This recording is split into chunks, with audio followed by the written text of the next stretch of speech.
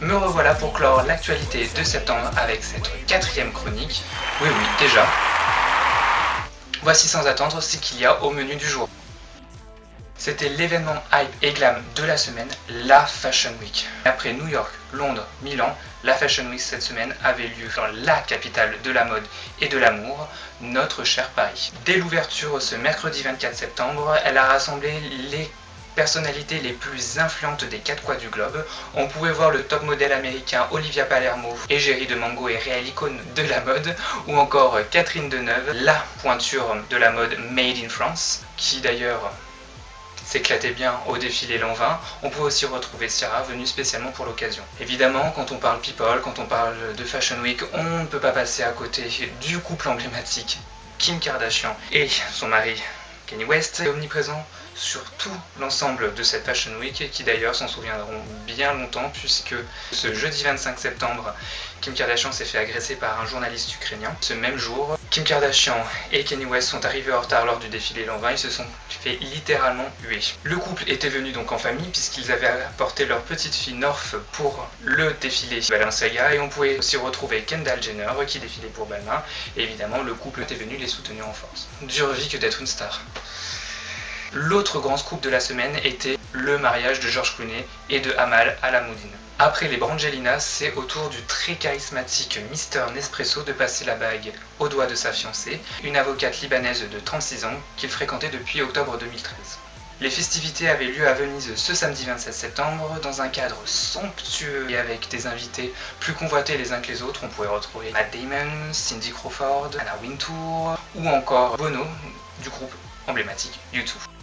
Cette semaine dans les salles, un peu de frisson puisqu'on retrouvera le film Dracula Untold qui retrace l'histoire de Vlad Tepes qui a tout simplement inspiré la légende du fameux Dracula. Et on va savoir pourquoi, pour quel motif il a vendu son âme pour devenir le premier vampire. A vrai dire, je sais pas trop si ça va être un bidou ou un carton, le verdict, ce 1er octobre. Du côté des séries, une fois n'est pas coutume, la talentueuse Shondarism trône sur les programmations américaines avec 3 grandes séries, je dirais même 3 gros cartons actuellement. Grey's Anatomy, Scandal qui cartonne et qui vraiment est sur la vague du succès.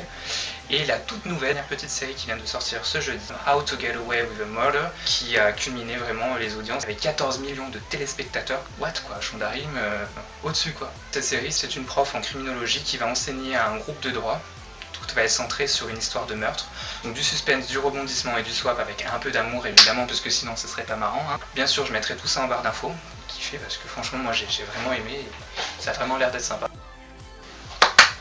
Parlons un peu maintenant musique avec Jessie J qui ne cesse de faire parler d'elle après son trio avec Nicki Minaj et Ariana Grande qui est réellement un carton depuis quelques mois. On la retrouve avec un single tout fraîchement sorti, Burning Up, en duo avec l'un des rappeurs les plus en vogue en Amérique à ce moment, 2 Chainz. Assez punch, assez rythmé, Jessie J avec une voix éraillée et contrôlée.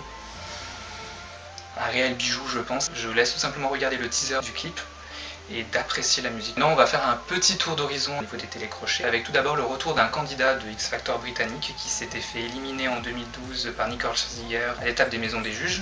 Cette année, il a su passer les 2 sessions d'audition et ce week-end, enfin rentré dans l'une des maisons des juges, plus particulièrement Merlby. C'est une belle revanche. Je vous laisse tout simplement écouter les extraits de ce jeune candidat qui se nomme Jack Kingerden. Désolé si j'écorche son prénom. Et ça te fout les frissons,